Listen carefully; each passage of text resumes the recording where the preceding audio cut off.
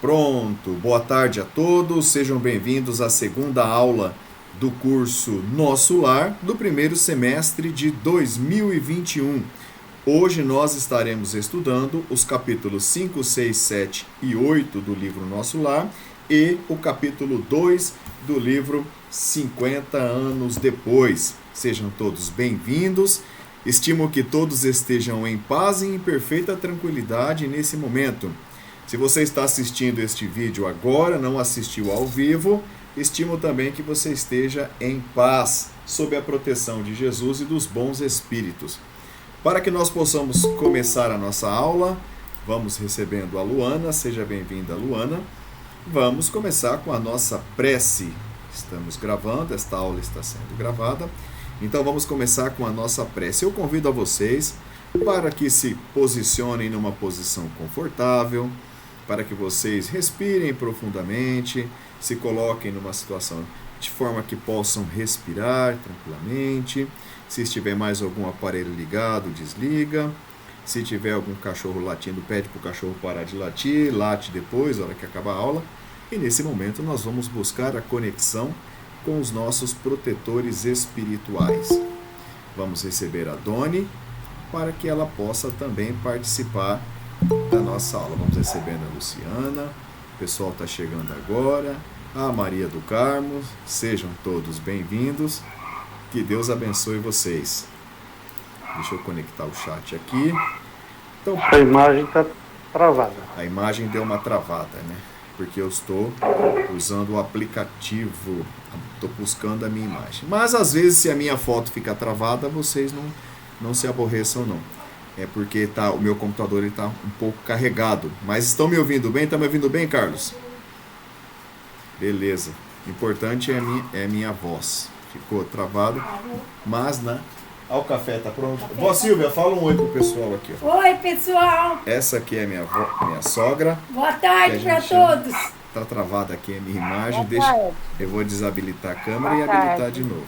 Pronto. Agora voltou. Boa tarde. Ela me trouxe um café, ó, todo dia assim. Boa tarde para todos. Eu estou falando boa tarde para a senhora. Boa tarde. Boa tarde, prazer em conhecê-la. Boa tarde. Maravilha.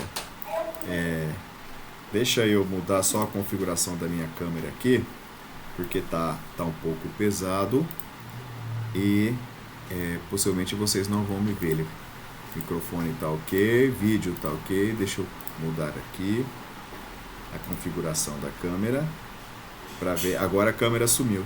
Ai, que legal. Mas aqui, vamos lá. Configurações de novo. Enquanto isso, você já vai se preparando para a gente fazer a prece. Vamos tentar aqui novamente. Pronto, eu acho que ele está carregando um pouco na gravação. Mas o importante é que no vídeo vai aparecer. Talvez, deixa eu tomar um pouco do café da vó Silvia. Um brinde a todos vocês. Vamos receber o Xisto. Seja bem-vindo, Xisto. Vamos lá, pessoal, vamos fazer a nossa prece. Foca, se às vezes a imagem estiver um pouco travando é porque está pesado no computador, mas foca no meu áudio, foco na minha voz. Beleza? Fechando os nossos olhos, vamos receber a Esther. Seja bem-vinda, Esther. Fechando os nossos olhos, vamos mentalizar Jesus e seu poder infinito, em seu poder e grande glória. Querido Mestre Jesus, te agradecemos profundamente pela oportunidade que nos concede de estarmos reunidos mais uma vez em nome da sagrada doutrina espírita que tantos ensinamentos, tantos esclarecimentos nos traz. Te agradecemos, Jesus, pelo dia de hoje, pela semana de trabalho, que a tua luz e a tua paz nos ilumine, nos console e nos fortaleça todos os dias. Que os bons espíritos nos envolvam e nos protejam em mais esta tarde de estudos. Que assim seja. Graças a Deus. Maravilha. Toma mais um café. O café da vó Silvia. Pessoal, dá pra gente levar a aula com a câmera um pouco travadinha assim, em marcha lenta? Dá pra levar tranquilo? Maravilha. Sim. Maravilha. Então vamos tocar. O importante é vocês ouvirem minha voz. Queridos amigos do Brasil Varonil, Vamos para o segundo capítulo do livro 50 anos depois. Eu peguei um caderno para fazer as anotações. O capítulo é um pouquinho extenso, mas é de suma importância. Na semana passada, nós conhecemos os nossos personagens principais. O livro gira em torno de Célia, filha de Ovídio Lúcius e neta de Quinéio Lúcius. Célia, cuja história depois foi canonizada pela Igreja Católica como Santa Marina. Beleza? Então, na semana passada, nós vimos que Célia é irmã de Ovídia, filhas de Ovídio e Alba Lucínia, e a Célia, ela está se convertendo ao cristianismo, e esse é o foco de preocupação do seu pai. Seu pai, Ovídio, casado com Alba, recebeu de presente do seu amigo um escravo de alta cultura, de elevada cultura sobre o Império Romano, e esse escravo que se chama Nestório, que nós já vimos que é uma das reencarnações de Emmanuel, então Emmanuel se manifesta nesse livro como Nestório. Então esse escravo vai se responsabilizar pela educação das filhas. Então vamos lá, segundo capítulo, cujo título é Um Anjo e um Filósofo. Vamos lá, deixa eu pegar o livro aqui. Para Um Anjo e um Filósofo, capítulo 2, começou na página 27, para quem é esta edição mais velhinha que eu tenho aqui. Então, no primeiro capítulo, nós conhecemos Ovídio Lúcius, que é um nobre romano, fiel ao Império, que viveu um problema inesperado a respeito da filha mais nova, Célia, que era seguidora da doutrina cristã, o que é considerado um desrespeito para as famílias romanas daquela época. A Célia troca confidências com seu avô paterno, que é o Quinéio Lúcius, que é um homem muito inteligente e muito bondoso, através de mensagens secretas que ela envia para Roma. A partir de hoje, ela falando, a partir de hoje eu entrego o meu espírito a uma causa nobre da fé cristã. Ela fala para o avô dela. E seu avô fica surpreendido. A residência do prefeito Lólio Úrbico é uma cidade, é a casa mais chique da cidade lá, né? Ele tem uma das maiores fortunas lá da cidade e a situação política dele causa inveja para todo mundo. O Lólio Úrbico, ele se casou com uma plebeia muito gata, muito linda, que se chamava Cláudia Sabina. E nós vimos que Cláudia Sabina teve um vucu-vucu com Ovídio Lúcio na adolescência, ela engravidou, teve um filho, abandonou, e o pai de Ovídio, Quinéio Lúcio, criou esse escravo como filho. Então, a beleza de Cláudia era muito grande, ela é muito linda. E ela não gostava das preocupações domésticas, né? Não gostava de lavar louça, nem lavar roupa, nem limpar a casa. Ela gostava de organizar festas elegantes, tal, festivais, e tinha o posto mais avançado das mulheres da corte lá, né? Ela gostava de se sentir como a rainha da cocada preta da região lá, né? A Cláudia, ela conversa com uma plebeia nesse capítulo que se chama Atéria. Vamos marcar este nome, Atéria. Então ela conversa com essa plebeia e ela propõe subornar essa plebeia para infiltrar essa plebeia na casa do Ovídio, servir a Alba e passar todas as informações da rotina da família, porque a Cláudia ela quer se vingar de Ovídio, porque Ovídio iludiu ela, envolveu ela num relacionamento amoroso e depois abandonou ela e ela ficou despeitada. Ela ficou recalcada por causa disso aí, como a gente fala hoje, né? Então ela contrata a Atéria para infiltrar a Atéria na casa da Alba Lucínia. Então vamos lá. Aí firmou acordo entre a Cláudia por algumas centenas de sestércios, né, muito dinheiro naquela época, para uma vez por mês a Atéria passar as informações da casa de Alba. O marido dela, Lólio Úrbico, ele chega com a esposa, né? Ela chega na casa na visita aí. O Quinéio Lúcius, que é o neto de Célia, pai de Ovídio, ele subiu depressa todas as posições de domínio, né? E ele compreende que o militarismo estava em decadência no Império. Ele era um homem muito à frente do seu tempo. Ele estudou muito, sabia muito, e ele sabia que a forma como Roma estava administrando do sistema militarizado de dominação estava em decadência. E aí, só que o Quinéio, ele era um homem bom e respeitado, né? E ele defendia novas causas que fossem em prol dos menos favorecidos. Ele notou que assim que ele chegou, o Lólio Úrbico, ele contemplava o perfil da sua nora, enquanto Cláudia fingia um total esquecimento do passado, né? A Cláudia, ela conversava com o Elvídio, mas fazia de conta que nada aconteceu entre eles. Mas o Quinéio, ele percebeu, sabe aquela troca de olhar? Sabe quando cruza, um olha, aquele olhar mais comprido, aquele radar entre eles, e percebeu que tinha alguma coisa debaixo do pano entre o relacionamento deles, não é? Aí o Elvídio, ele saiu para passear com o pai dele, o Quinéio, e relembrar as coisas que eles faziam na Ásia, né? E aí o Elvídio deixou escapar a preocupação que ele tinha em relação à filha, que a Célia, que estava adotando a doutrina cristã, né? Eles se instalaram em Roma e o Elvídio, ele assumiu um cargo importante na sociedade daquela época ali. Aí a Atéria já estava trabalhando na casa de Alba Lucínia, ela já estava levantando informação para passar para Cláudia. A Célia, ela foi conduzida pelos pais para visitar o avô dela, o Quinéio Lúcio, né?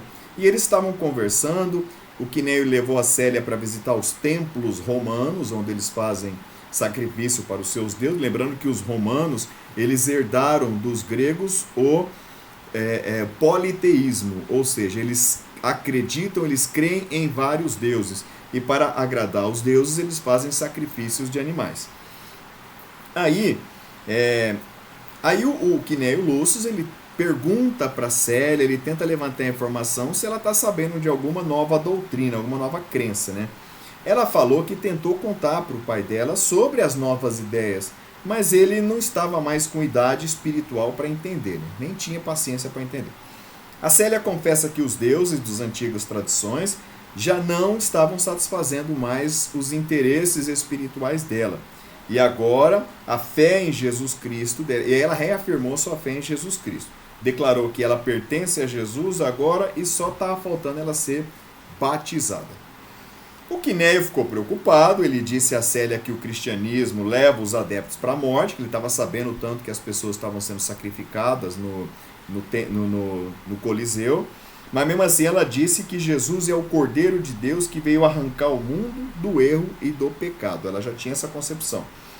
Aí ela pergunta para ele, olha, da terra inteira nos chegam clamores de revolta, gritos de batalha. E ela pergunta, onde é que estão? Vovô, onde é que estão seus deuses de marfim que não nos salvam da decadência e da ruína? Então ela coloca essa dúvida na cabeça do velho. No entanto, Jesus trouxe ao mundo uma nova esperança na doutrina que se resume em humildade e caridade. O Quinéio, ele ouvia tudo aquilo comovido. A Célia estava inspirada pelo alto, né? Quando ela falava de Jesus, ela recebia a influência dos espíritos que intuíam ela. E ela falou do reino que Jesus prometeu. E aí o Quinéio perguntou aonde que ela aprendeu tudo isso, que ela não tinha contato com os cristãos. Ela falou que aprendeu ouvindo os escravos falar. E aí ela revela que ela teve um rolo com um escravo chamado Ciro. Ela estava num barco, ela caiu na água, estava se afogando. Esse escravo Ciro pulou na água, salvou ela, e aí eles entabularam uma amizade, um romance entre eles. O pai dela, Elvídio, em agradecimento, libertou Ciro, mas ele continuou trabalhando, servindo a família ali com devoção. Quando descobriram o relacionamento, o rolo, o pai, o Elvídio, mandou açoitar Ciro. A Célia ficou desesperada, pediu para a mãe dela intervir para não matar o namorado dela. E aí ele acabou sendo encaminhado para Cesareia e colocado num navio, para trabalhar num navio romano. O Quinéio perguntou se Ciro abusou da inocência dela, se eles tiveram relação sexual. E aí ela negou, porque o Ciro dizia que o amor deles não seria deste mundo. Ele já tinha essa concepção espiritual. O Quinéio concordava, já que o cristianismo mostrava-se como um bálsamo de consolo para as pessoas sofridas. A irmã de Célia, Elvídia, ela vai se casar com um amigo do pai dela, Caio Fabrícios, foi quem deu o Nestório. E aí a Célia, ela diz que nasceu para sofrer e que só espera dor e sofrimento para o futuro. A Célia, ela vai dormir E o avô dela, Quinéio, fica pensativo, meditando e refletindo sobre as contradições das crenças nos seus deuses. Depois ele chora sozinho e aí nós encerramos o segundo capítulo do livro 50 anos depois. Beleza? Então o que nós trazemos de ensinamento? Tão jovem, a Célia já teve a sua primeira desilusão amorosa, ela compreendeu que eles não tinham condições de viver o seu grande amor, e ali o coração dela já despertou para as verdades do cristianismo. E ela falava com tanta confiança que estava cativando o coração do avô dela, que era um romano fervoroso. Maravilha? Beleza, então. Finalizamos os 50 anos depois. Vamos começar agora o nosso estudo do capítulo 5º, cujo título é Recebendo a Assistência, do nosso livro Nosso Lar. Nosso Lar. Então vamos lá. Na aula passada, o que nós estudamos? Nós finalizamos o capítulo 4º, percebendo as diferenças entre suicídio direto e suicídio indireto. Suicídio direto é a pessoa que quer declaradamente se matar, e suicídio indireto é a pessoa que não quer se matar, mas os seus atos acabam dando fim à sua própria vida. Deixa eu colocar a apresentação aqui na tela para vocês poderem acompanhar. Então vamos lá, aula 2. Vamos botar aqui na tela. É melhor vocês ficarem olhando a apresentação do que ficarem olhando para a minha cara travada. Deixa eu colocar aqui na tela para o pessoal de casa que está acompanhando. Pessoal de casa, vocês estão em casa. Mas o pessoal do YouTube acompanhar a nossa aula. Então vamos lá. Os nossos capítulos serão 5, 6, 7 e 8. O título do capítulo 5 é Recebendo Assistência. Estão vendo na tela aí a apresentação? Todo mundo? Dá um joinha aí. Muito bom, excelente. Boa tarde, Maria do Carmo. Boa tarde, Xisto, Giba. Quem eu ainda não cumprimentei, sejam bem-vindos. Que vocês estejam envolvidos em uma sensação de paz e tranquilidade nesse momento. Então vamos lá. Aula 2. Vamos começar o estudo do capítulo 5. Recebendo assistência. Então, de repente, André Luiz, que estava lá no quarto dele, no hospital espiritual para onde ele foi conduzido, ele recebe a visita de um jovem simpático e com doce expressão. Ele trazia uma bolsa pendente na mão, né? E nessa bolsa ele colocava apetrechos de assistência, que é a expressão que André Luiz utiliza. E ele falou: olha, meu nome é Lísias e eu sou um visitador dos serviços de saúde.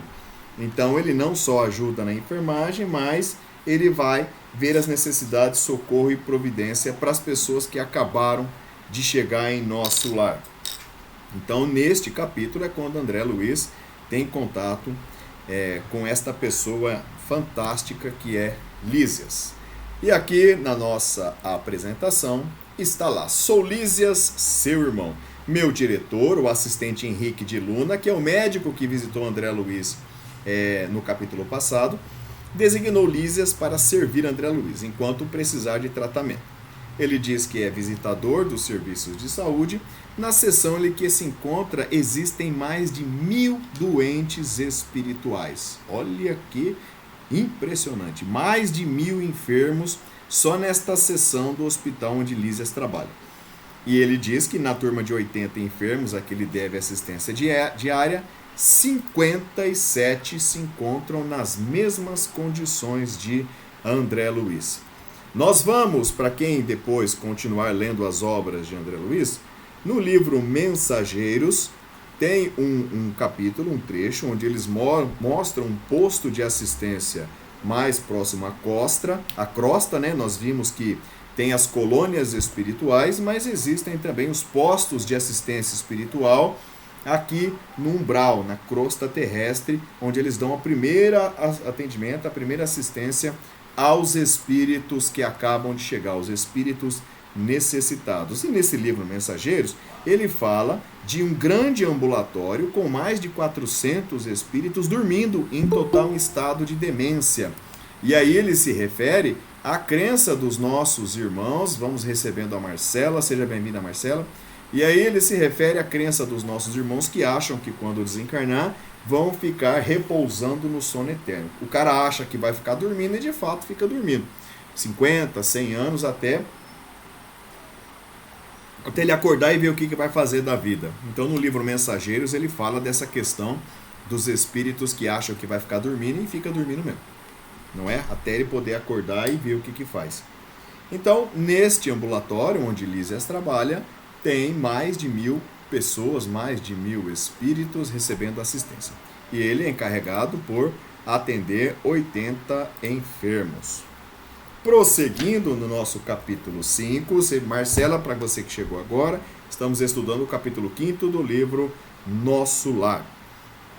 E aí Lísias começa a... ainda aqui não... Lísias começa a observar o corpo, examinar André Luiz, o corpo perispiritual de André Luiz, e ele diz que a zona dos intestinos apresenta lesões sérias com vestígios de câncer, a região do fígado revela dilacerações e a dos rins demonstra características de esgotamento prematuro. E aqui nós temos um campo de observações muito importante para a gente. André Luiz, ele vem nos revelar que da forma como nós desencarnamos, da forma como nós chegamos no plano espiritual, é como nós vamos ficar. Da forma como nós vivemos a nossa vida, é como a gente vai chegar no plano espiritual. Então ele desencadeou doenças no seu corpo físico provocadas pelas suas escolhas, o abuso do álcool, o abuso do sexo, da intemperança, e isso gerou lesões que não eram lesões expiatórias, que não eram lesões previstas na outra encarnação por conta dos erros. Essas agora vão projetar na próxima. Mas o que ele traz são causas dessa atual encarnação. Bebeu demais, comeu demais, então isso gerou essas lesões. E quando ele desencarnou, ele levou essas lesões para o plano espiritual.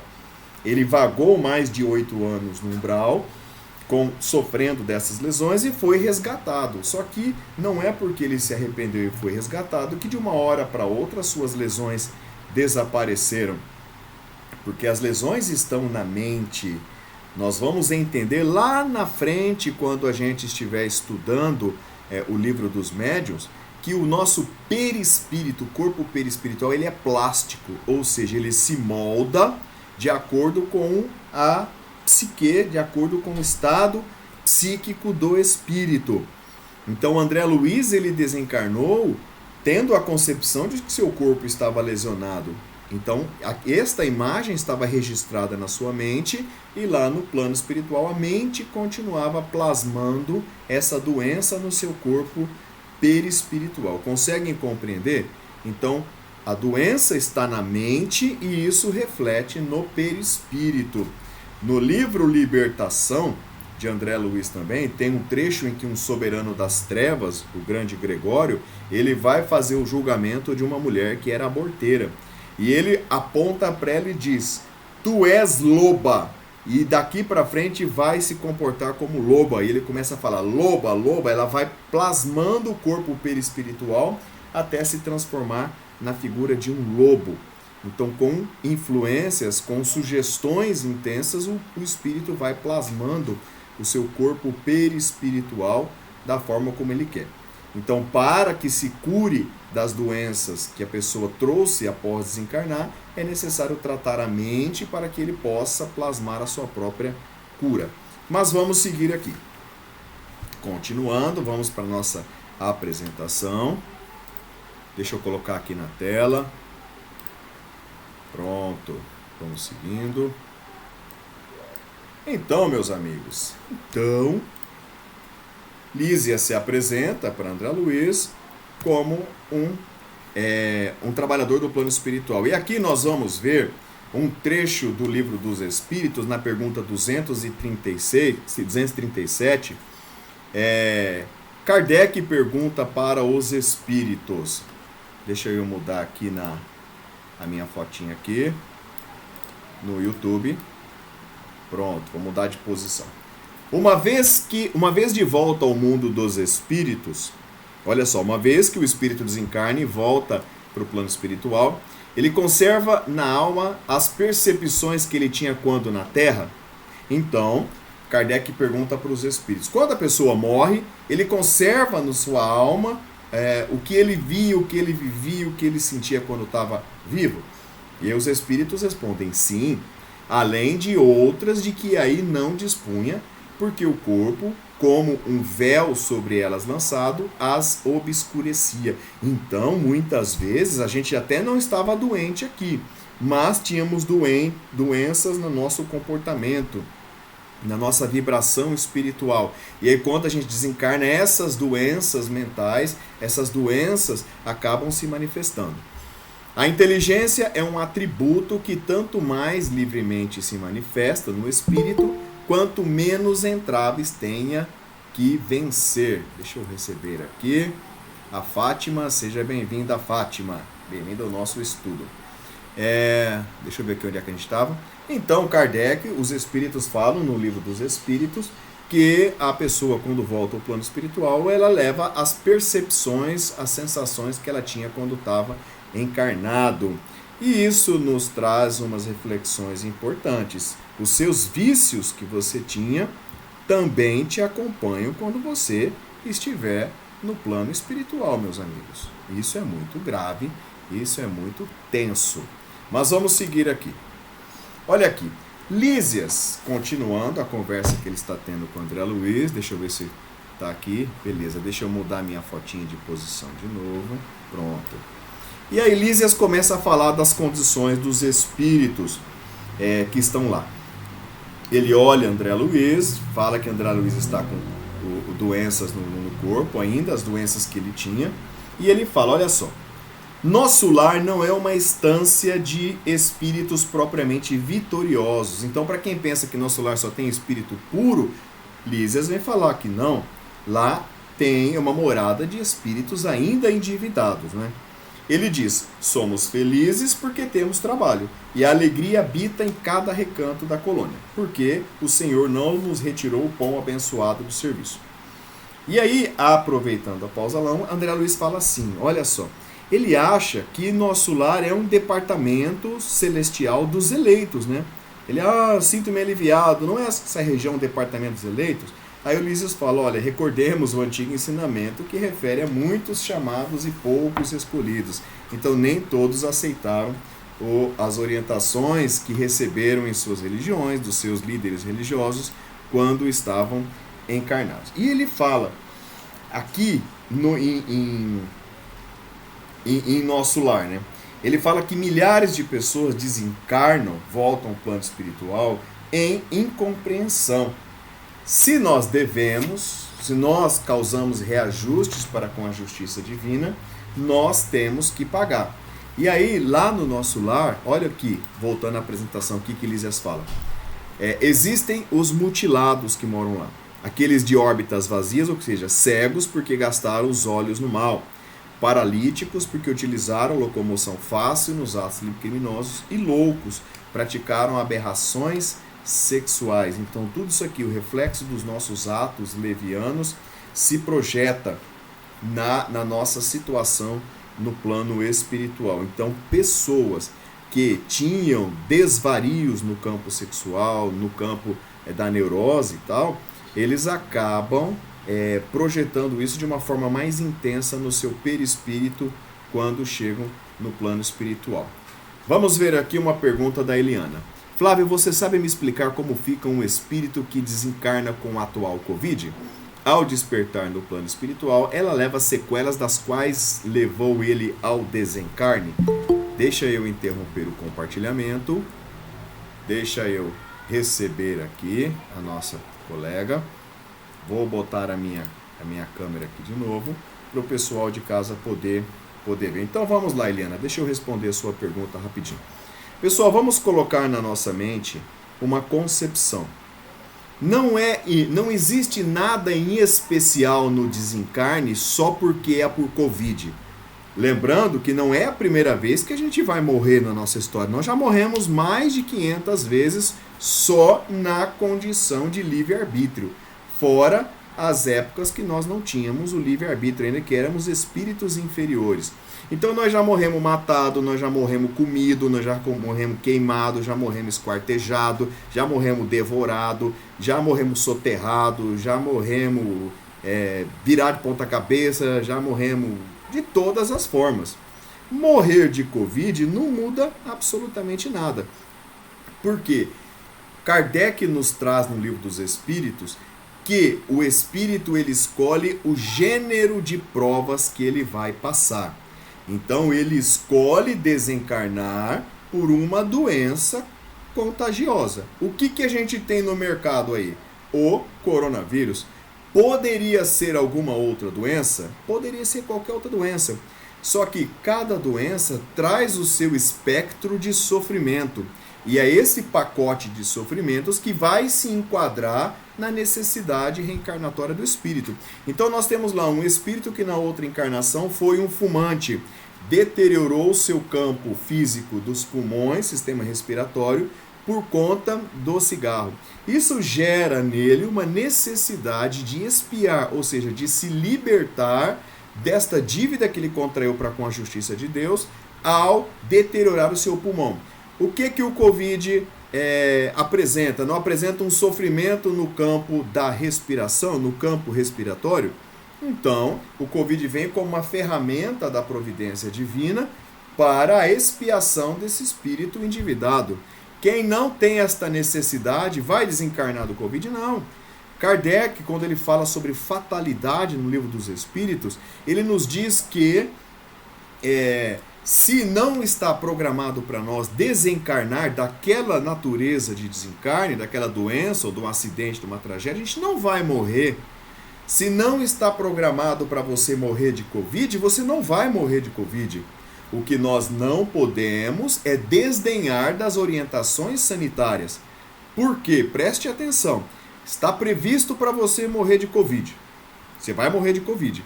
Só que você acredita, fica pensando, não está previsto, eu não vou morrer de Covid e tal, e você negligencia das orientações sanitárias. Você não usa máscara, você não usa álcool gel, você fica se aglomerando, vai no forró, vai no boteco, um monte de lugar, contrai o Covid e desencarna. Como que você vai chegar no plano espiritual? Como que vai ser a sua aceitação do processo de desencarne por ter desrespeitado as orientações sanitárias? Mas estava previsto para eu desencarnar de Covid. Mas será que a tua consciência vai aceitar facilmente isso? Até você conseguir aceitar isso aí, você já ficou uns 10, 15 anos vagando no plano espiritual. Pode ser, Marcela, pode ser um suicídio de indireto, sabendo, porque a questão do suicídio é a nossa consciência de que determinado ato pode levar ao desencarne. Por exemplo, aquele que bebe demais, você sabe que beber demais vai levar ao desencarne? Sabe, então é um suicídio.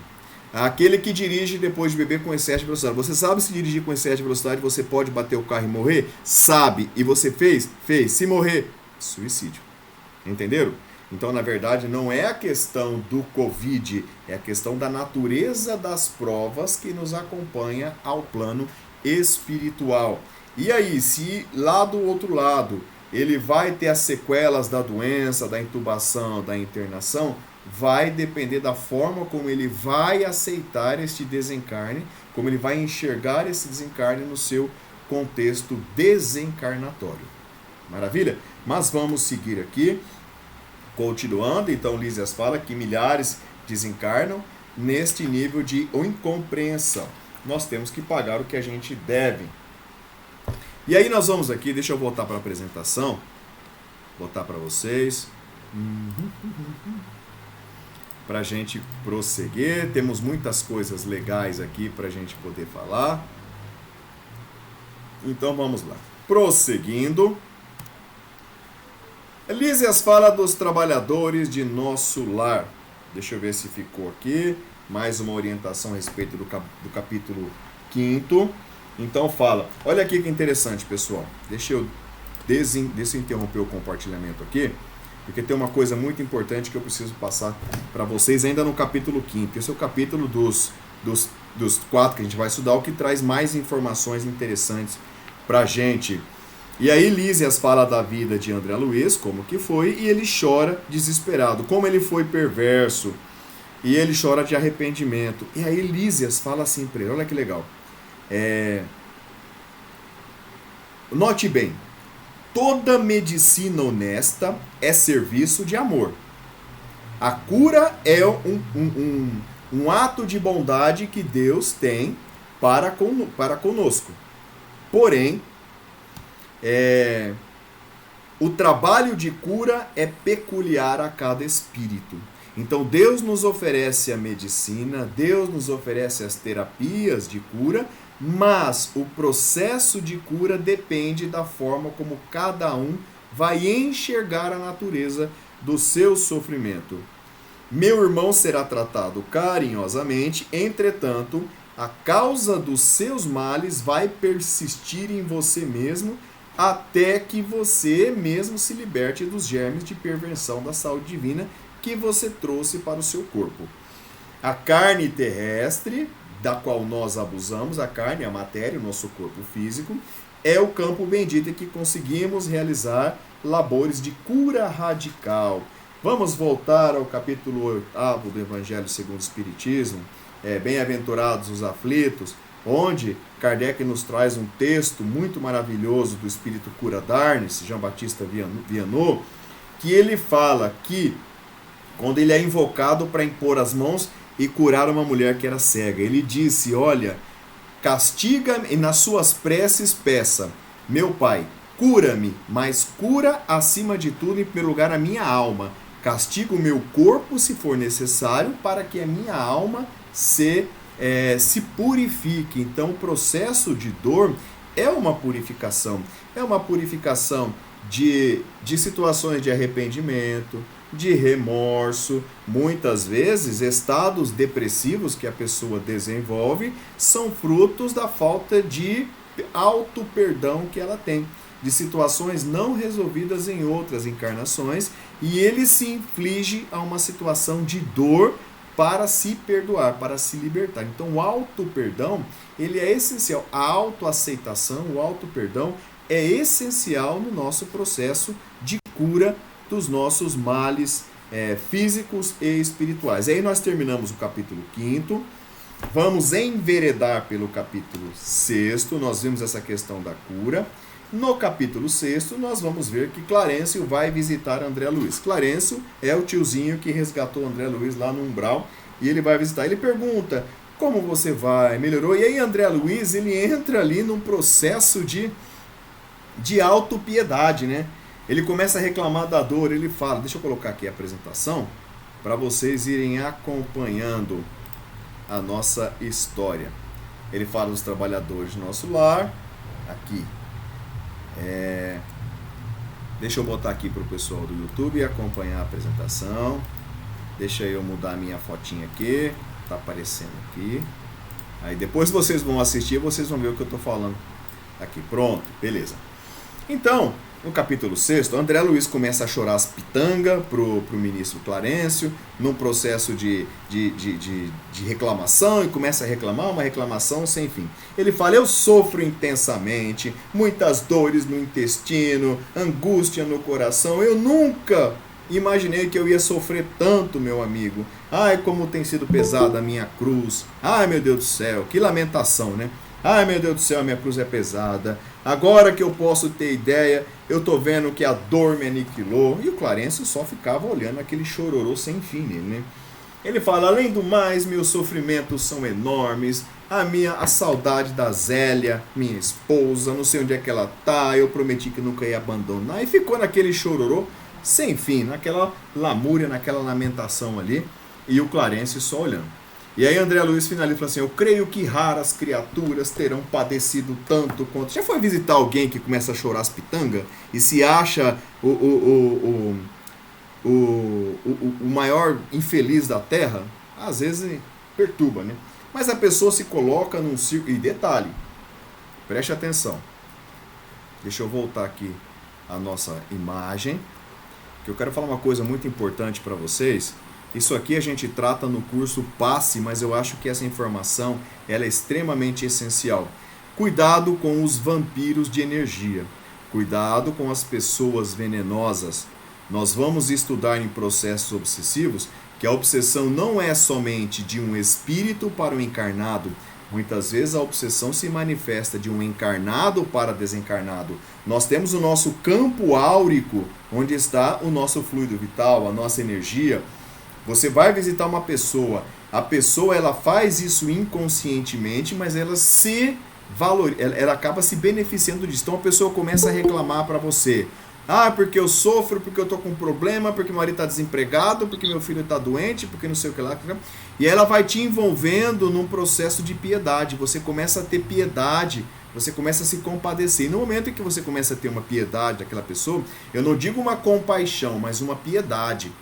No momento que você vai desenvolvendo uma piedade, essa pessoa começa a absorver as suas energias e passar para você a parcela de energia negativa que ela está sentindo. Então, ela se sente bem porque ela absorveu a sua energia, você fica mal, vai para casa com dor de cabeça, dor de estômago, dor nas costas, dor na barriga, e a pessoa fica bem. Por quê? Porque ela te contaminou com energia negativa e absorveu a sua energia vital.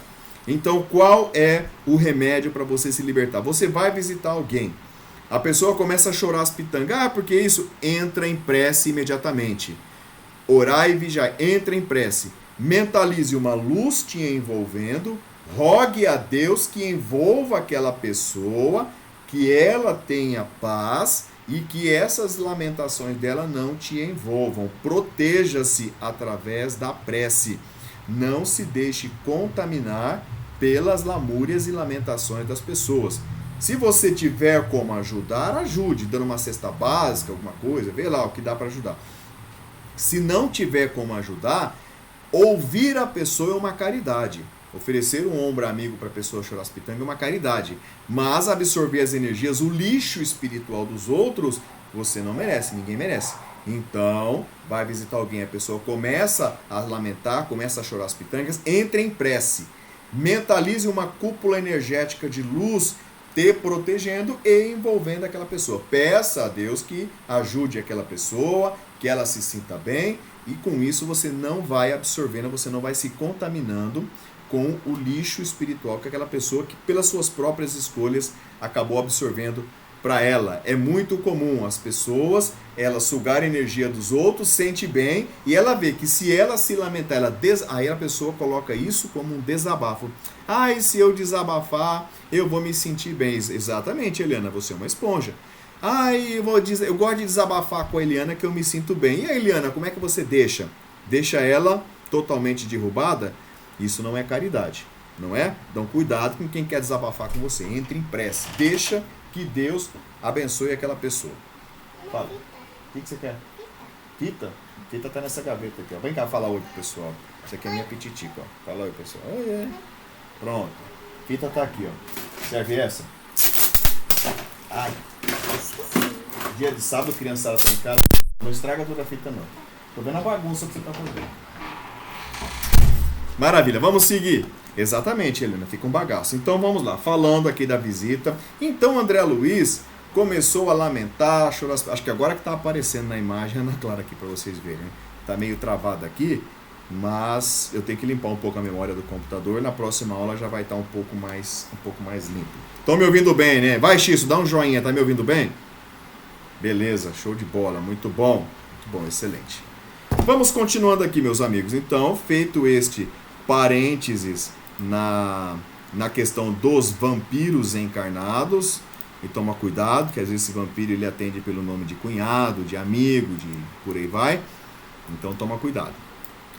Eu que sou dirigente da casa espírita aqui, de vez em quando a gente acaba atendendo uns irmãozinhos desse aí, tem que orar muito para a pessoa poder, por caridade, né, não me contaminar, mas pelo menos ter alguma coisa. Então vamos lá. Clarencio começa, depois que André Luiz chora as pitangas, Clarencio fala para ele: meu amigo, você deseja de fato a cura espiritual? E agora eu chamo a atenção de todos aqueles que passam por algum processo de dor. Você quer se curar? Você quer realmente se curar? Então imagina Clarence, um velhinho de cabelo branco, na tua frente falando para tu. Tu quer se curar mesmo? Márcia, você quer se curar? Doni, você quer se curar? Giba, você quer se curar? Adriana, você quer se curar?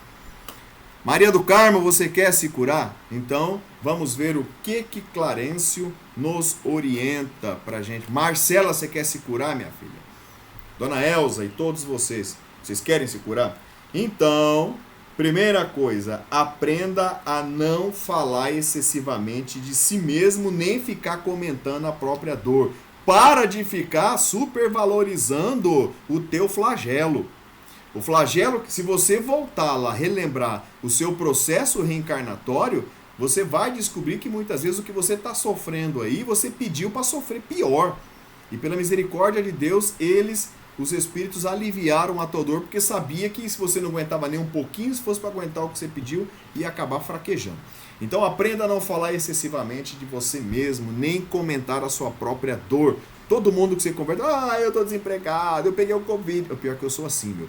Eu peguei o Covid, eu contei para todo mundo que eu tava com Covid. Eu falava que eu não tive nenhum comprometimento do pulmão, mas eu falava para todo mundo que eu tinha perdido 50% do pulmão.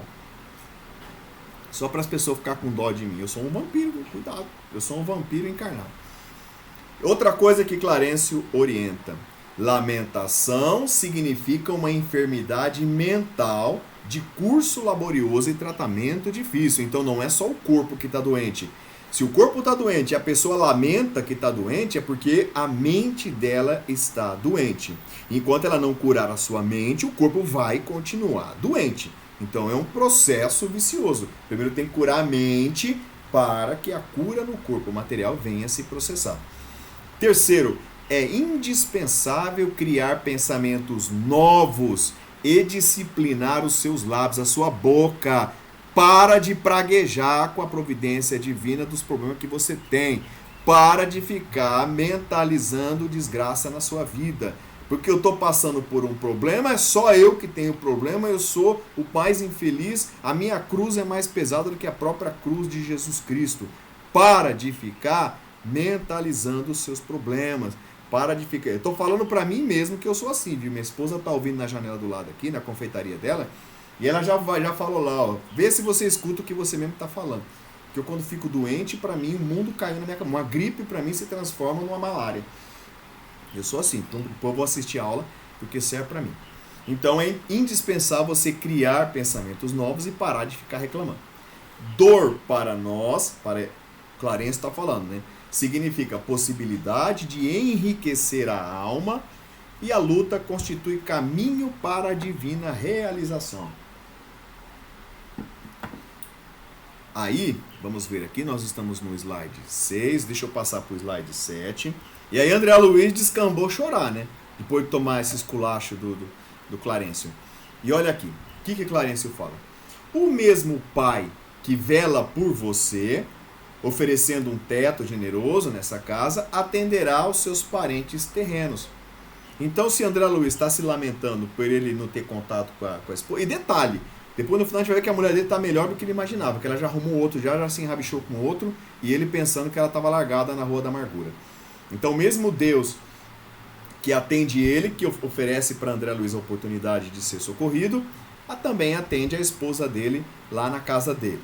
E aí Clarencio continua, devemos ter o nosso agrupamento familiar como uma sagrada construção, mas sem esquecer que as nossas famílias são seções da família universal sob a direção divina, sob a direção de Deus.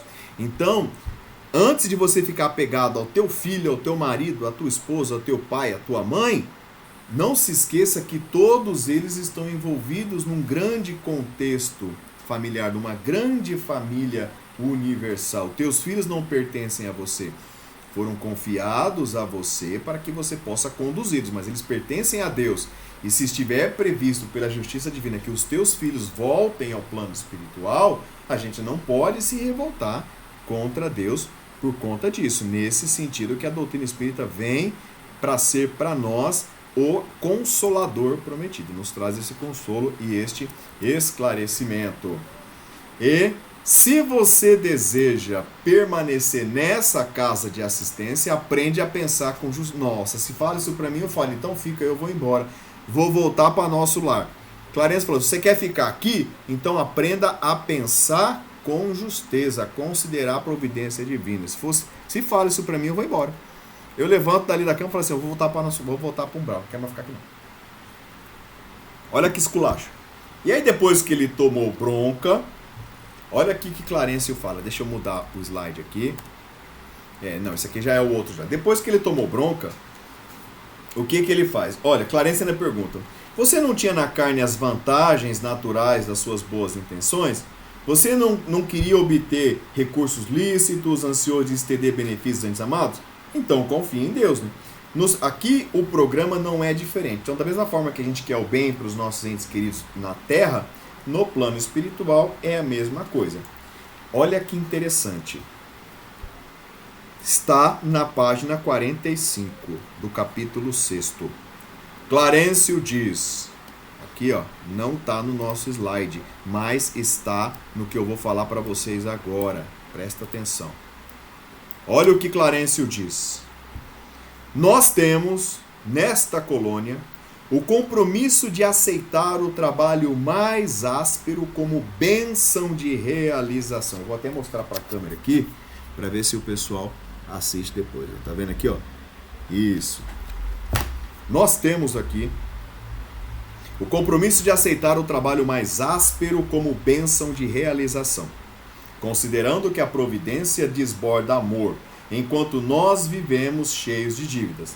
Se deseja permanecer nessa casa, aprende a pensar com justiça. Então, os trabalhadores do nosso lar, eles aceitam, eles buscam os trabalhos mais pesados, mais difíceis, mais onerosos, porque lá eles têm a consciência de que quanto maior o labor, quanto mais pesado o trabalho, mais eles se depuram, mais eles se aperfeiçoam, mais eles ganham créditos perante a justiça divina e aliviam os seus pesos da sua própria consciência. E aqui, quando a gente vai fazer um trabalho de caridade, a gente vai fazer um evento espírita aqui, quantos quer lavar o banheiro?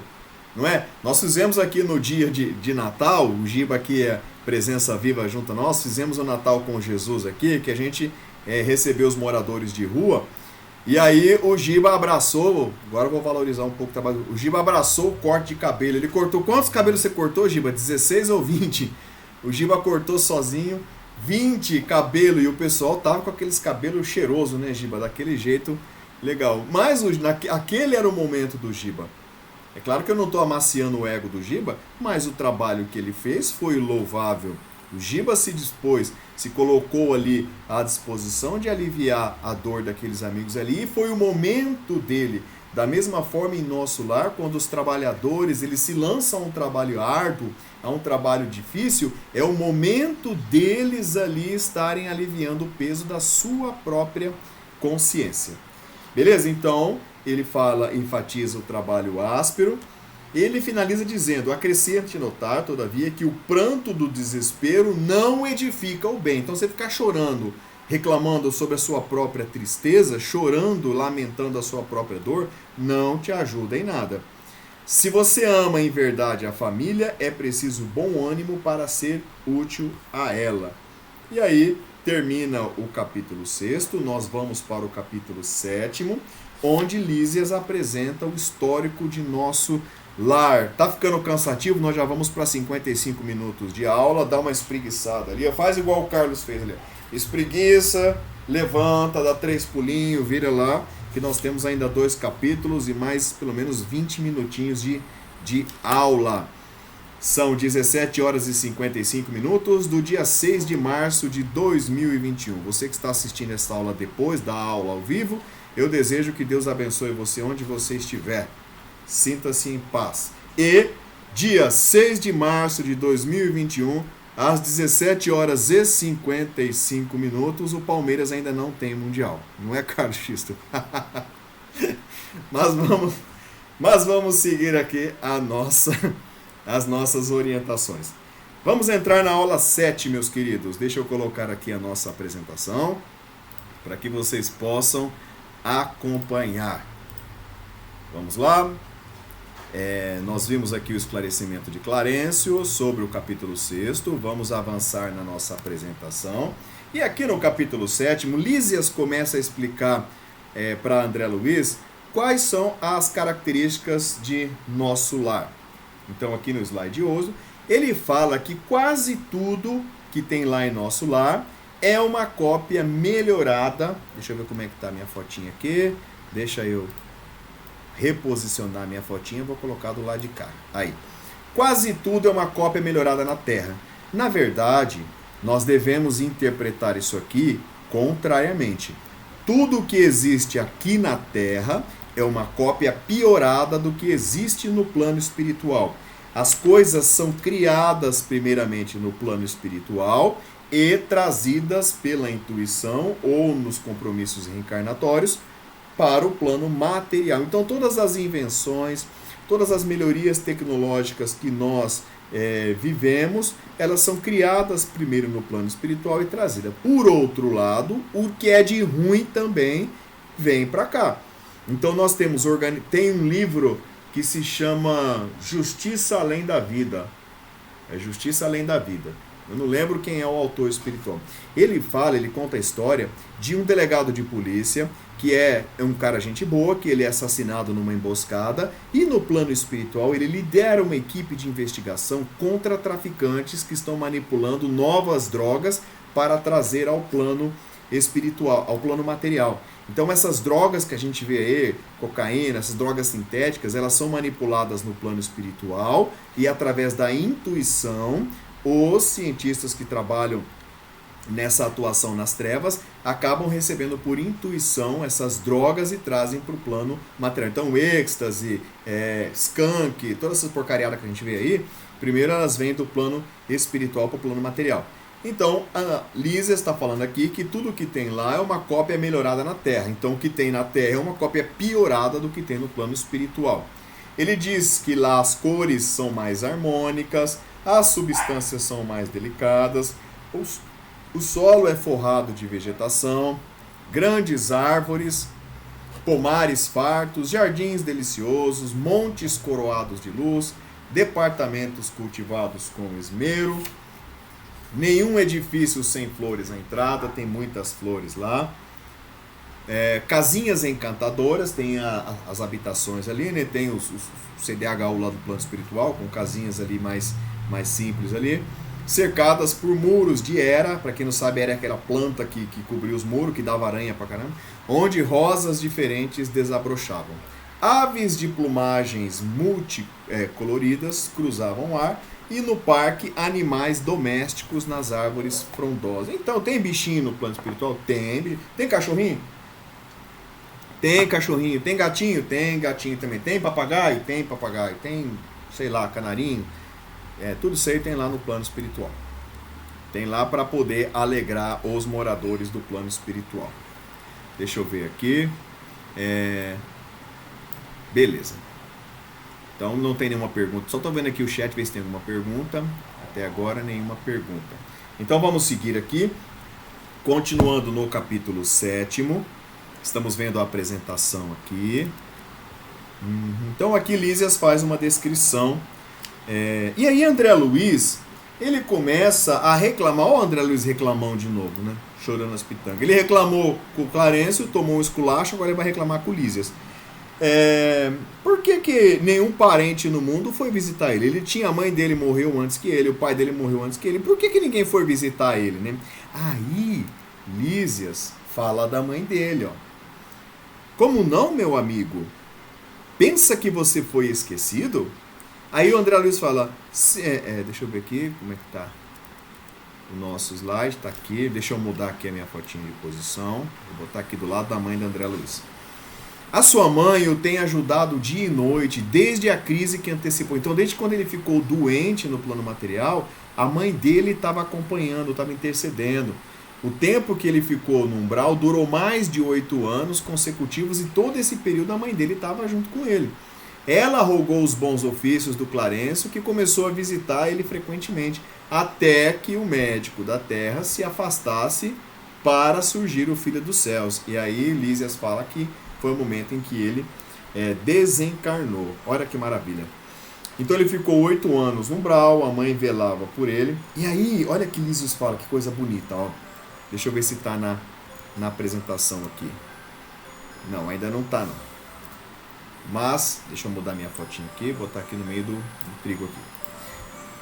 Deixa eu mudar aqui que meu celular está despertando, todo dia ele desperta às 18 horas, que é a hora da Ave Maria. Então, faz mentalmente uma rogativa a Maria, porque está no livro Memórias de um Suicida, que todo dia às 18 horas, os trabalhadores da Legião do Servo de Maria voltam os seus olhares a Maria e fazem preces ao coração bondoso de Nossa Senhora. Então, desde quando eu li esse livro, todo dia às 18 horas eu coloco o celular para despertar às 18 para a gente fazer uma Ave Maria. Então, vamos lá. Continuando aqui, Lísias fala que a mãe de André Luiz visitava, mas como ele estava numa vibração mental baixa, ele não via ela. Ela estava sempre junto a ele, velando por ele, pedindo por ele, mas como ele estava focado na sua própria dor, ele não percebia a presença dela. É por isso que muitas vezes a gente não percebe a presença dos nossos orientadores espirituais, porque a gente está focado em vibrações de tristeza, de ódio, de autoflagelação, de reclamação das nossas próprias situações tristes. Prosseguindo, vamos lá.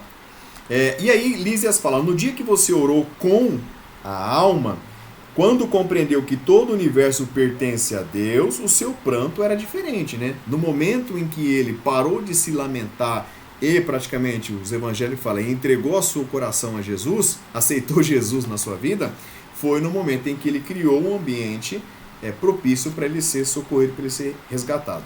É indispensável nos colocarmos em determinada posição receptiva a fim de compreender a infinita bondade. Então, meus amigos, não basta você pedir para Deus interceder em sua vida. É importante você colocar em posição receptiva para receber essas bênçãos que você quer, mas colocar numa recepção para receber as bênçãos que Deus entende que é importante para nós.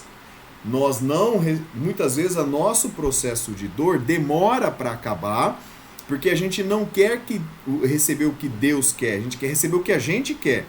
A gente pede o que a gente acha que é conveniente para nós. Então, se você tem um parente, por exemplo, você tem um parente que está agonizando no hospital, e é importante para ele, o que você pede? Às vezes para o cara é importante ele desencarnar, terminar aquele período de agonia e desencarnar. O que você pede? Você pede para ele se curar e vir. Por quê? Porque nós somos egoístas, não é?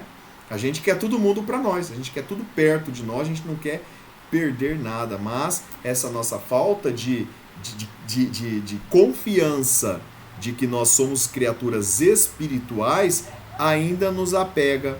Muitas vezes você foi rico em outras encarnações e o fato de você ter sido rico te fez com que você prejudicasse muitas pessoas.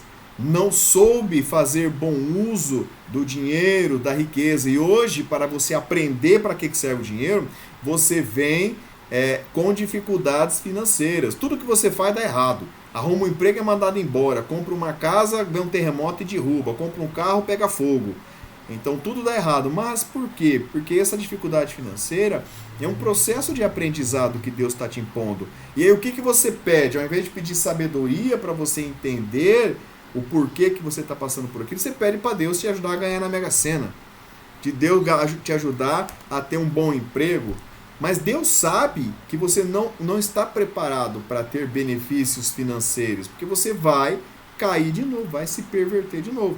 Então é importante, o ensinamento desse capítulo nos traz esta reflexão, porque não basta a gente pedir, a gente tem que saber pedir e se colocar à disposição para receber o que Deus tem para nós. Continuando aqui, Lísias continua falando que a mãe dele se alegrou quando ele foi resgatado. Deixa eu ver aqui em qual slide que nós estamos.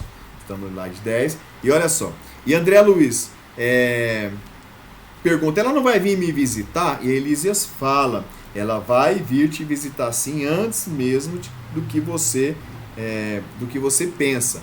Quando alguém deseja, preste atenção nisso aqui. Quando está no slide, quando alguém deseja algo ardentemente, já se encontra no caminho da realização. Isso é muito perigoso. A Joana de Ângeles diz que quando você deseja alguma coisa, você pede alguma coisa, o universo começa a se movimentar para realizar o que você quer. E isso te impõe uma responsabilidade por conta daquilo que você pediu. Se você pediu alguma coisa que não era benéfico para a sua evolução espiritual, você desejou ardentemente, o universo se movimentou e você realizou aquilo que você deseja, se você se der mal, você está compromissado com o que você recebeu e com as consequências daquilo que você pediu. Então isso é muito sério. Lísias continua: tem você nesse particular a lição do próprio caso. Anos a fio você rolou como pluma, albergando o medo, as tristezas e desilusões. Mas quando mentalizou firmemente a necessidade, recebeu auxílio, dilatou o padrão vibratório da mente e alcançou visão e socorro. Quando nós pedimos, mas com sabedoria, nos colocando à disposição de Deus, a gente dilata o padrão vibratório, nos tornamos suscetíveis. Talvez a solução daquele problema ainda não está ao nosso alcance. Deus sabe que a gente ainda não pode, mas Ele vai nos dar paciência, tranquilidade. Às vezes está passando no meio de um lamaçal e você se coloca, pede a Deus forças, você nem vai sofrer mais por estar passando no meio do lamaçal. Os espinhos do caminho não serão tão pesados, tão dolorosos para os nossos pés. Beleza? Com isso a gente finaliza. Deixa eu ver aqui, tem mais um slide. Aqui, finalizando o capítulo 8º, o capítulo 7º, Lísias fala assim: convém não esquecer que a realização nobre exige 3 requisitos. Primeiro, vamos lá, quando você quer alguma coisa para realizar, para conquistar aquela coisa, depende de 3 requisitos. Está apresentando aqui ainda. Primeiro, deixa eu movimentar minha fotinha aqui. Vou tirar aqui e botar no cantinho. Primeiro requisito para você obter aquilo que você deseja. Primeiro você tem que desejar. Você tem que desejar, tem que vibrar positivamente para desejar. Segundo, você tem que saber desejar. Tem que ter a consciência de que aquilo que você deseja vai ser benéfico para a sua evolução espiritual e não para a satisfação do seu ego. E o terceiro, tem que merecer, ou, por outros termos, vontade ativa, trabalho persistente e merecimento justo. Nem tudo que a gente pede, a gente merece. Nem tudo que a gente pede, que a gente quer, vai ser benéfico para nós. Então, com isso, a gente finaliza o capítulo 7º e aí nós vamos entrar no capítulo 8º, quando André sai para passear. E aí ele sai para dar uma volta com Lísias, já melhorou já, e aí, acompanhado de Lísias, ele vai dar um rolezinho ali pelas alamedas de nosso lar. E ele vê como que ele descreve, como é o ambiente das ruas. Ele fala que são vastas avenidas, árvores, deve ser muito bonito esse negócio aqui. Árvores frondosas, ar puro, atmosfera de profunda tranquilidade. Ele vê entidades numerosas que iam e vinham para lá e para cá e não tinha nenhum sinal de inércia ou de ociosidade. Ou seja, não tinha ninguém à toa em nosso lar. Aquela ideia que você tem, que o pessoal falou para você, que quando você morrer você vai ganhar um par de asa, catar uma harpa, ficar sentado numa nuvem no céu, tocando harpa, blém, blém, blém, aquilo lá não existe, aquilo é uma alegoria. Tira essa ideia da cabeça. Jesus disse: meu Pai não cessa de trabalhar, e eu também não.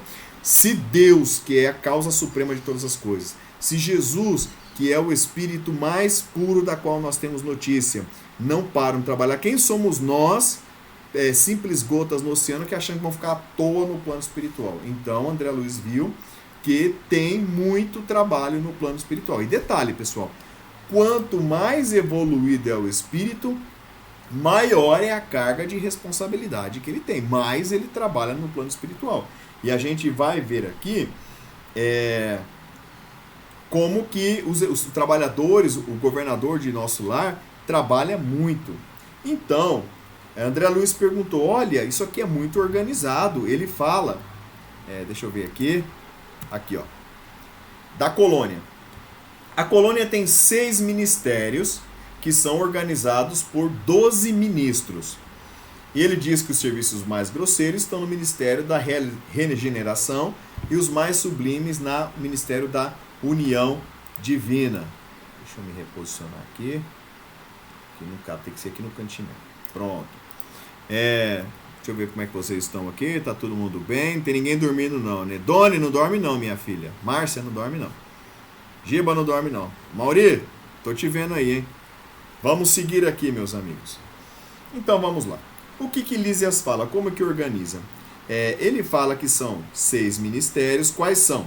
Ministérios da regeneração, Ministério do auxílio, da comunicação, do esclarecimento, que aproximam os trabalhadores das esferas terrestres, ligados diretamente aos encarnados. E o Ministério da Elevação, o Ministério da União Divina, que é ligado diretamente ao plano superior, como se fosse um elevador, como se fosse a torre de comando que fala com o povo lá de cima. E André Luiz, ele acha interessante como que tudo lá está organizado, né? Tudo que é organizado, tudo segue uma disciplina legal. E aí Lísias fala para ele que o homem da Terra ignora que toda a ordem no mundo vem do plano superior. Então, a Bíblia diz que toda autoridade emana de Deus. Então, de uma forma simbólica, toda a organização que existe na Terra tem a coordenação do plano superior. Mas prosseguindo, sobre a criação de nosso lar, sobre a fundação de nosso lar, deixa eu ver aqui, ainda não está nesse slide aqui, mas, só para a gente ter uma ideia, Lísias fala que nosso lar foi fundada por portugueses que desencarnaram no século XVI. O século XVI vai de 1501 a 1600. Então, nessa época, quando os portugueses desencarnaram, eles foram para o nosso lar e fundaram o nosso lar. Começaram ali pela Praça da Governadoria. No começo, eles tinham muita matéria fluídica impura, né? Muita emanação mental impura, e as coisas no plano espiritual são feitas de matéria mental, de vibração mental, que os engenheiros espirituais vão mentalizando, e com a mentalização vão aglutinando energia e plasmando as praças, as árvores, tudo aquilo é criação mental que tem. Nós somos criação mental de Deus, o universo é criação mental de Deus, para a gente poder ter uma noção. Então, ele fala que com o tempo, com a melhoria da matéria mental, eles foram purificando os prédios, foram fazendo as coisas mais bonitas, mais sublimes ali. E aí ele fala que os fundadores da colônia começaram o esforço partindo da governadoria. E ele fala que o governador já está há 114 anos no poder não, né? Cuidando ali, e ele é o que mais trabalha. Ele exige que os trabalhadores tenham descanso, mas ele mesmo não se dá descanso. Lísias já está em nosso lar há 40 anos, ele mora lá há 40 anos. Os ministros costumam excursionar para outras esferas, mas o governador trabalha incansavelmente. E ele é um homem bondoso que trabalha com amor ali em nosso lar. Vamos ver aqui se temos mais algum slide. E aí, olha aqui. No slide. Lísias diz: nenhuma organização útil se materializa na crosta terrestre sem que seus raios iniciais partam de cima. Então o nosso centro espírita, primeiro ele se organizou no plano espiritual, depois ele se materializou na Terra. Todas as organizações voltadas ao trabalho do bem, elas têm uma raiz no plano espiritual. Aqui só reforçando que nosso lar é uma antiga fundação de portugueses que desencarnaram no Brasil no século XVI, entre 1501 e 1600. Lá também existem enormes extensões de potencial inferior, como tem no planeta. Grande extrato de natureza rude e incivilizada. Os trabalhos no começo foram desanimadores, tomar uma água aqui, mesmo para os espíritos fortes, mas eles foram abnegados. E aí, falando do governador de nosso lar, que André Luiz teve a oportunidade de conhecer o simpático velhinho, ele é um abnegado orientador, ele tem a colaboração de 3.000 funcionários públicos que trabalham lá com ele, é um trabalhador infatigável, o mais fiel, e ele não tem tempo para entretenimentos habituais, ele nunca repousa. Seu pensamento abrange todos os círculos de serviço, sua assistência carinhosa a tudo e a todos atinge. Então é um espírito de uma envergadura moral extremamente elevada. Deixa eu voltar aqui. Estude o Espiritismo através das obras de Allan Kardec. Deixa eu interromper o compartilhamento aqui. Então, meus amigos, deixa eu ver se tem alguma pergunta. Ninguém pergunta nada, vocês estão desanimados hoje para perguntar. Então, meus amigos, o que a gente reflete na nossa aula de hoje? Primeiramente, em relação à nossa conduta mental, em relação às nossas escolhas, os nossos erros, o nosso hábito de vida que vem a trazer algum tipo de lesão no nosso corpo material, nos acompanha para o plano espiritual, como André Luiz o acompanhou. Para que nós possamos nos livrar das dores, é necessário a gente mudar o nosso padrão vibratório. Eu vou dar um print dessa tela que fala da orientação do Clarencio, vou botar no grupo, vou botar o slide inteiro no grupo, mas vou dar um print aqui para vocês imprimir e colocar lá na parede do seu banheiro, no espelho do seu banheiro, para você jamais esquecer disso aqui. Isso aqui é muito importante para nós. Saber pedir e merecer e parar de reclamar, vibrar positivamente. Beleza? Já são 18 horas e 17 minutos, a gente vai finalizando por aqui a nossa aula, que eu tenho que descer para começar o outro curso. E essa aula vai ficar, daqui a pouco eu vou mandar o link para vocês, assim que ela estiver à disposição no YouTube, para que vocês possam assistir e, surgindo dúvidas, a gente vai tirando ao longo da semana. Beleza? Eu agradeço a companhia de vocês. Vamos fazer a nossa prece para a gente poder finalizar o nosso bate-papo de hoje. Amém? Então, fechando os nossos olhos, vamos mentalizar Jesus e seu poder infinito, seu supremo amor e a sua misericórdia. Querido Mestre Jesus, nós te agradecemos pela oportunidade que nos concede de estarmos aqui reunidos mais uma vez. Agradecemos pela oportunidade de refletirmos, Senhor Jesus, e pedimos, dai-nos força, discernimento espiritual, coragem, Jesus, para que nós possamos aceitar a vontade de Deus, nosso Pai, sobre nossas vidas. Se algum pedido que nós fizermos for contrário aos desígnios de Deus, pedimos perdão pela nossa invigilância. Mas se os nossos pedidos, se as nossas rogativas forem favoráveis para a nossa evolução espiritual, então te pedimos que os bons espíritos venham em nosso auxílio, nos ajudando a vencermos as dores e a vencermos as dificuldades. Abençoe os nossos familiares, nossos parentes e amigos. Dai-nos, Senhor Jesus, paciência, discernimento espiritual, benevolência e perseverança, para que nós possamos buscar a reconciliação com tantos e tantos irmãos com que nós contraímos dívidas no nosso passado espiritual. Agradecemos aos benfeitores que nos acolhem neste momento, que a luz desses irmãos possam nos fortalecer e nos guiar no caminho do bem. Obrigado, Mestre, por mais esta tarde de estudos. Que assim seja, graças a Deus. Graças a Deus. Agora, meus amigos, eu vou colocar aqui na gravação vocês. Deixa eu encontrar vocês aqui, para que vocês possam, todos vocês, dar aquele tchau. Deixa eu ver aqui. Vou procurar vocês aqui. Aqui. Pronto, tá todo mundo na tela. Deixa eu botar vocês aqui na tela. Agora eu quero que vocês habilitem a câmera, habilitem o microfone e deem aquele caloroso tchau e excelente boa noite. Tchau, boa noite a todos. Boa noite. Boa noite a todos. Que vocês tenham uma excelente semana, muita luz e muita paz. Amém. Bom domingo, gente. Tudo de bom para vocês. Bom domingo, pessoal. Tudo de bom. Muito obrigado pela companhia. Bom final de semana. Deus abençoe a todos Bom vocês. final de semana a todos. Muito obrigada. Tchau. Tchau, tchau, pessoal. O pessoal de casa que está nos acompanhando Tchau, pelo gente. YouTube, que tenham uma boa noite, um bom dia, que Deus proteja a todos vocês. Que seja.